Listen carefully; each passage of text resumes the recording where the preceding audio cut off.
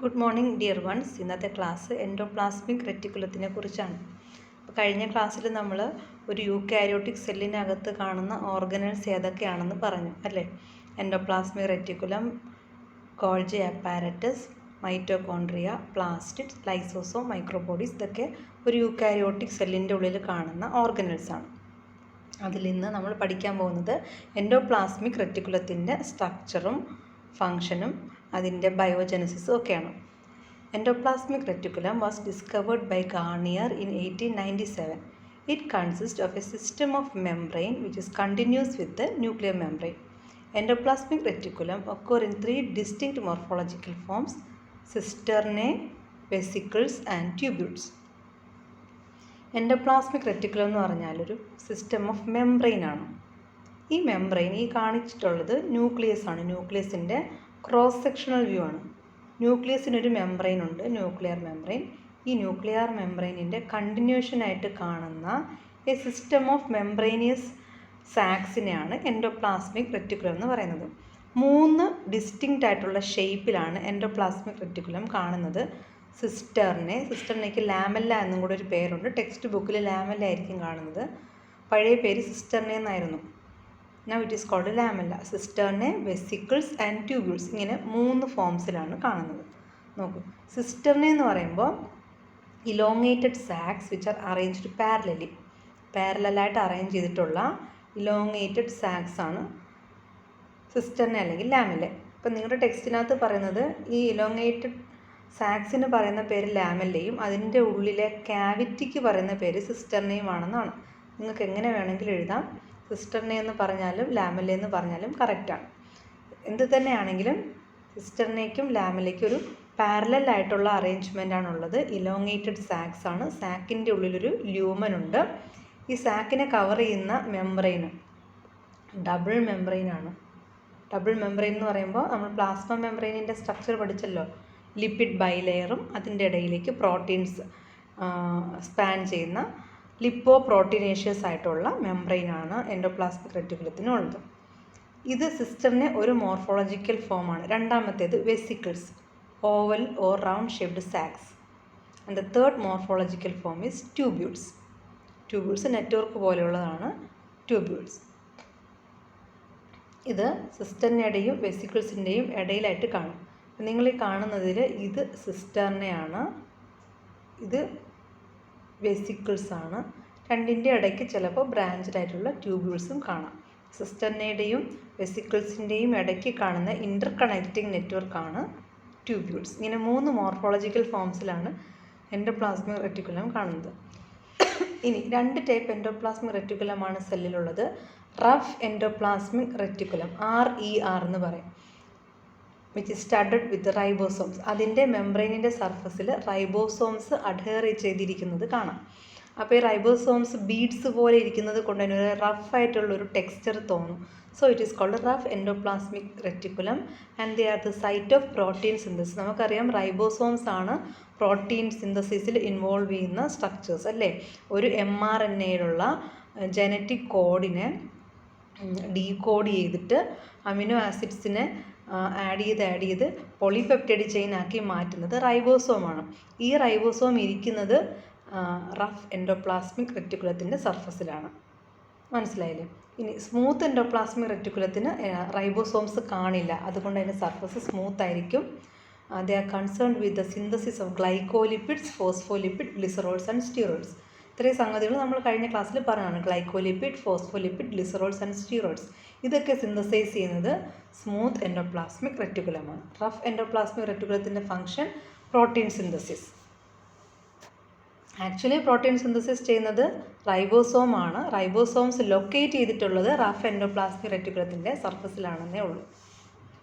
Now the chemical organization of endoplasmic reticulum. നമ്മൾ നേരത്തെ പറഞ്ഞു മെംബ്രെയിനിയസ് ആണ്. ഈ മെംബ്രെയിൻ ലിപ്പോ പ്രോട്ടീനേഷ്യസ് ആണ്. ലിപ്പിഡ് ബൈലെയറും പിന്നെ പ്രോട്ടീനും. അതായത് നമ്മൾ സിംഗർ ആൻഡ് നിക്കോൾസൺ പറഞ്ഞ ഫ്ലൂയിഡ് മൊസൈക്ക് ഓർഗനൈസേഷൻ തന്നെയാണ് എൻഡോപ്ലാസ്മിക് റെറ്റിക്കുലത്തിൻ്റെ മെംബ്രെയിനിലും കാണുന്നത്. ഇനി ലിപ്പിഡ്സ് ഫോസ്ഫോലിപ്പിഡും കൊളസ്ട്രോളുമാണ് ഇതിൽ കാണുന്നത്. പക്ഷേ പ്ലാസ്മ മെംബ്രെയിനിലുള്ള കൊളസ്ട്രോളിനെ കഴിഞ്ഞും കുറഞ്ഞ പെർസെൻറ്റേജ് കൊളസ്ട്രോളെ എൻഡോപ്ലാസ്മിക് റെറ്റിക്കുലത്തിൽ ഉണ്ടാവുള്ളൂ. തന്നെയുമല്ല ലിപ്പിഡ് പ്രോട്ടീൻ റേഷ്യോ കുറവായിരിക്കും, അല്ലെങ്കിൽ പ്രോട്ടീൻ കണ്ടൻറ്റ് കൂടുതലായിരിക്കും. പ്രോട്ടീൻ ആയിരിക്കും കൂടുതൽ പ്രൊപ്പോർഷനും ഉള്ളത്. 50 to 70% പകുതിയിൽ കൂടുതലും പ്രോട്ടീൻ ആയിരിക്കും. In rough endoplasmic reticulum, there is an intrinsic protein called ribofourin 1 and 2, which provides site for the attachment of ribosomes. Rough endoplasmic റെറ്റിക്കുലത്തിൻ്റെ കാര്യം നമ്മളിപ്പോൾ പറഞ്ഞത് തന്നെയാണ്. അതിൽ റൈബോസോംസ് അറ്റാച്ച് ചെയ്തിട്ടുണ്ടെന്ന് പറഞ്ഞു. ഈ റൈബോസോംസിന് അറ്റാച്ച് ചെയ്യാനുള്ള സൈറ്റ്സ് ഒരുക്കുന്ന 2 ഇൻട്രിൻസിക് പ്രോട്ടീൻസാണ് റൈബോഫോറിൻ 1 and 2. അത് റഫ് എൻഡോപ്ലാസ്മിക് റെറ്റിക്കുലത്തിൽ കാണും. ഇതാണ് എൻഡോപ്ലാസ്മിക് റെറ്റിക്കുലത്തിൻ്റെ കെമിക്കൽ ഓർഗനൈസേഷൻ. ഇനി എൻഡോപ്ലാസ്മിക് റെറ്റിക്കുലം എങ്ങനെയാണ് ഒറിജിനേറ്റ് ചെയ്യുന്നതെന്ന് നോക്കാം.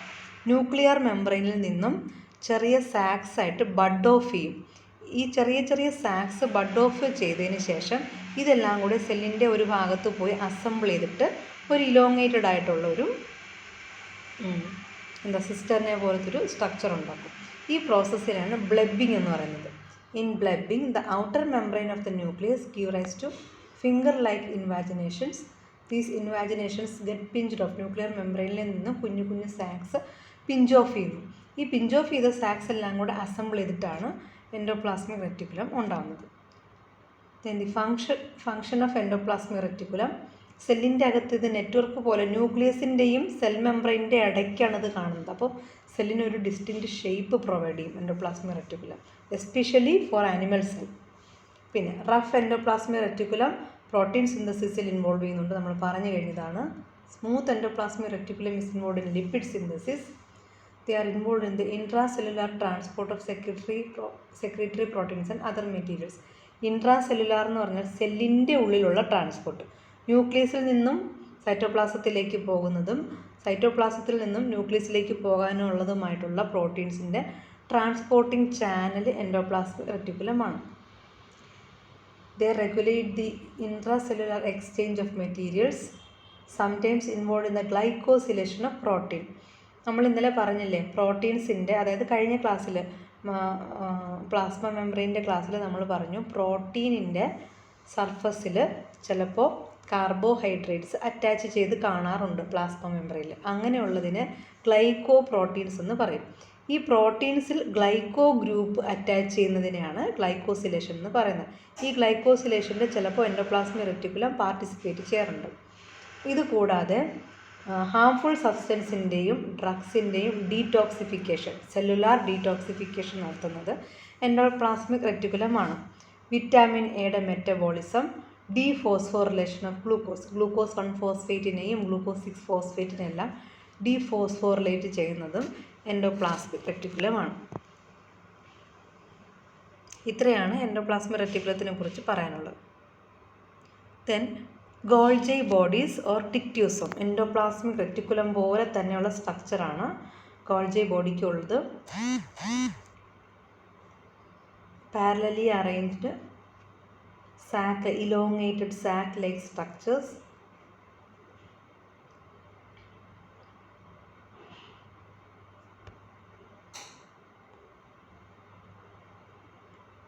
ഈ സാക്ക് ലൈക്ക് സ്ട്രക്ചേഴ്സിന് സിസ്റ്റർനെ എന്ന് തന്നെയാണ് പറയുന്നത്. മൈറ്റോകോൺട്രിയയ്ക്ക് പറയുന്ന പോലെ തന്നെ സിസ്റ്റർനെയും വെസിക്കിൾസും ഇതിനുമുണ്ട്. ഇനി ഇത് ഒരു സെല്ലിൻ്റെ ഉള്ളിൽ നോക്കൂ, ഈ കാണുന്നത് ന്യൂക്ലിയസ് ആണ്. ബ്ലൂ കളറിൽ കാണിച്ചിട്ടുള്ളത് എൻഡോപ്ലാസ്മിക് റെറ്റിക്കുലവും പിങ്ക് കളറിൽ കാണിച്ചിട്ടുള്ളത് ഗോൾജി ബോഡിയുമാണ്. ഈ ഗോൾജി ബോഡി ന്യൂക്ലിയസിലേക്ക് നോക്കിയിരിക്കുന്ന ഭാഗം, അതായത് ഈ ഫേസ്, ഇതിനെ എൻട്രി ഫേസ് എന്ന് പറയും. ന്യൂക്ലിയസിനെ ഫേസ് ചെയ്തിരിക്കുന്ന എൻട്രി ഫേസ് കോൺകേവ് ഷേപ്ഡ് ആയിട്ടുള്ളൊരു എൻട്രി ഫേസ് ഇതിനുണ്ട്. ഇതിനെ ഫോമിംഗ് ഫേസ് എന്നോ എൻട്രി ഫേസ് എന്നോ സിസ് ഫേസ് എന്നോ വിളിക്കാം. അതുപോലെ അതിൻ്റെ distal end, opposite end convex shape ആയിരിക്കും, ഓൾമോസ്റ്റ് കോൺവെക്സ് ആയിരിക്കും. അതിനെ ട്രാൻസ് ഫേസ് എന്നും എക്സിറ്റ് ഫേസ് എന്നും, അതല്ലെങ്കിൽ മൂന്നാമതൊരു പേരും കൂടെ ഉണ്ട്, trans face, exit face or maturing face. ഇങ്ങനെ 2 ഫേസ് ആണൊരു ഗോൾജി അപ്പാരറ്റസിനുള്ളത്. ഈ കോൺകേവ് ഫേസിന് പറയുന്ന മറ്റ് പേരുകളാണ് എൻട്രി ഫേസും ഫോമിംഗ് ഫേസും. അത് ഫേസ് ചെയ്തിരിക്കുന്നത് ന്യൂക്ലിയസിനെയാണ്. This face receive vesicles from the endoplasmic reticulum. In between the endoplasmic reticulum and forming phase there are a number of vesicles called transition vesicles. അതായത് this blue one is endoplasmic reticulum. This is the cis phase of Golgi body. Endoplasmic റെറ്റിക്കുലത്തിൽ നിന്നും വരുന്ന വെസിക്കിൾസിനെ receive ചെയ്യുന്നത് ഈ entry ഫേസിലാണ്. അപ്പോൾ endoplasmic റെറ്റിക്കുലത്തിനും entry ഫേസിനും ഇടയ്ക്ക് transition vesicles എന്ന് പറഞ്ഞിട്ടുള്ള കുഞ്ഞു വെസിക്കിൾസിനെ കാണാം.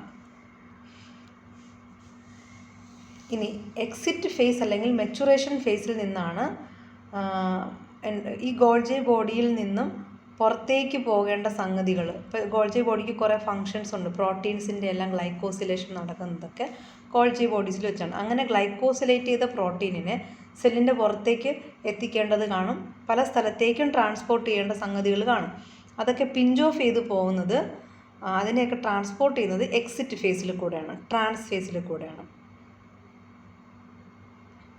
Each phase is associated with a network of tubules called cis-Golgi network and trans-Golgi network. അപ്പോൾ ഈ സിസ്റ്റേർനെ, വെസിക്കിൾസ്, ട്യൂബ്യൂൾസ് എന്ന് പറഞ്ഞ ഈ 3 സ്ട്രക്ചറിൽ ട്യൂബ്യൂൾസ് അതിൻ്റെ ട്രാൻസ് ഫേസിലും കാണാറുണ്ട്, സിസ് ഫേസിലും കാണാറുണ്ട്. ട്രാൻസ് ഫേസിൽ കാണുന്നതിന് ട്രാൻസ്-Golgi നെറ്റ്വർക്ക് എന്നും സിസ് ഫേസിൽ കാണുന്നതിന് സിസ്-Golgi നെറ്റ്വർക്ക് എന്നും പറയും.